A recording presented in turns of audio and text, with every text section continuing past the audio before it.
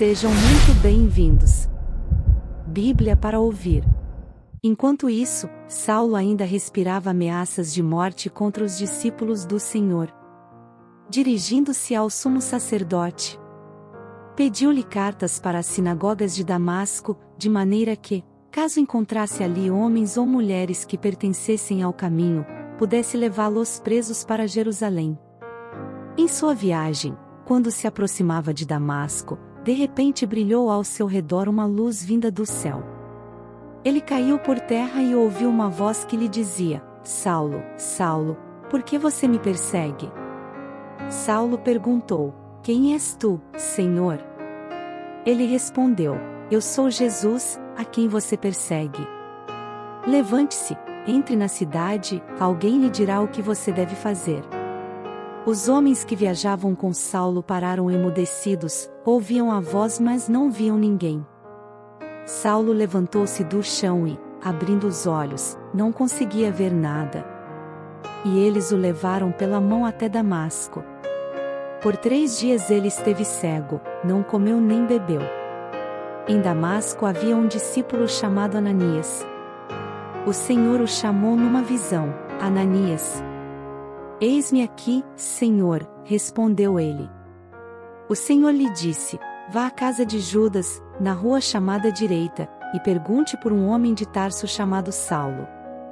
Ele está orando. Numa visão viu um homem chamado Ananias chegar e impor-lhe as mãos para que voltasse a ver. Respondeu Ananias: Senhor, tenho ouvido muita coisa a respeito desse homem e de todo o mal que ele tem feito aos teus santos em Jerusalém. Ele chegou aqui com autorização dos chefes dos sacerdotes para prender todos os que invocam o teu nome. Mas o Senhor disse a Ananias: Vá. Este homem é meu instrumento escolhido para levar o meu nome perante os gentios e seus reis, e perante o povo de Israel.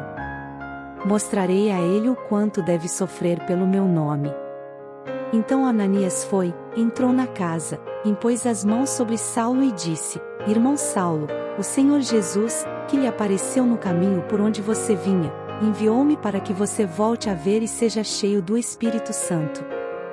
Imediatamente, algo como escamas caiu dos olhos de Saulo e ele passou a ver novamente. Levantando-se, foi batizado. E, depois de comer, recuperou as forças. Saulo passou vários dias com os discípulos em Damasco. Logo começou a pregar nas sinagogas que Jesus é o Filho de Deus. Todos os que o ouviam ficavam perplexos e perguntavam: Não é ele o homem que procurava destruir em Jerusalém aqueles que invocam este nome? E não veio para cá justamente para levá-los presos aos chefes dos sacerdotes? Todavia, Saulo se fortalecia cada vez mais e confundia os judeus que viviam em Damasco, demonstrando que Jesus é o Cristo. Decorridos muitos dias, os judeus decidiram de comum acordo matá-lo. Mas Saulo ficou sabendo do plano deles. Dia e noite eles vigiavam as portas da cidade a fim de matá-lo.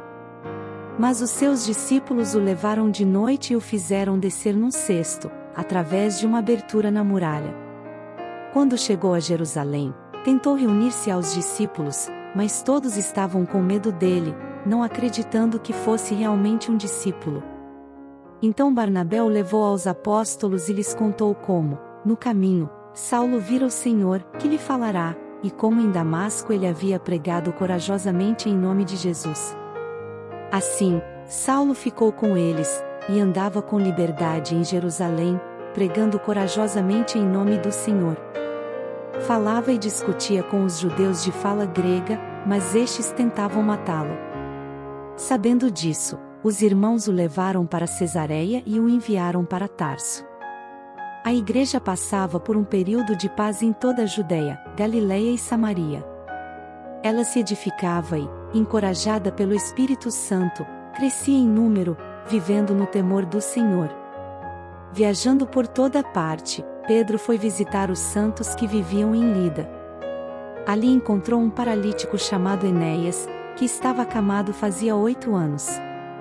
Disse-lhe Pedro: Enéas, Jesus Cristo vai curá-lo. Levante-se e arrume a sua cama. Ele se levantou imediatamente. Todos os que viviam em Lida e Sarona ouviram e se converteram ao Senhor. Em Jope havia uma discípula chamada Tabita, que em grego é Dorcas, que se dedicava a praticar boas obras e dar esmolas. Naqueles dias ela ficou doente e morreu, e seu corpo foi lavado e colocado num quarto do andar superior. Lida ficava perto de Jope, e quando os discípulos ouviram falar que Pedro estava em Lida, mandaram-lhe 2 homens dizer-lhe: não se demore em vir até nós. Pedro foi com eles e, quando chegou, foi levado para o quarto do andar superior. Todas as viúvas o rodearam, chorando e mostrando-lhe os vestidos e outras roupas que Dorcas tinha feito quando ainda estava com elas. Pedro mandou que todos saíssem do quarto, depois, ajoelhou-se e orou. Voltando-se para a mulher morta, disse: Tabita, levante-se. Ela abriu os olhos e, vendo Pedro, sentou-se. Tomando-a pela mão, ajudou-a a pôr-se de pé. Então, chamando os santos e as viúvas, apresentou-a viva. Este fato se tornou conhecido em toda a cidade de Jope, e muitos creram no Senhor. Pedro ficou em Jope durante algum tempo, com um curtidor de couro chamado Simão. Se inscreva para receber mensagens da palavra de Deus para seu coração. Compartilhe essa mensagem para mais vidas serem alcançadas. Que você tenha um dia repleto de paz e de bênçãos vindas da parte de Deus.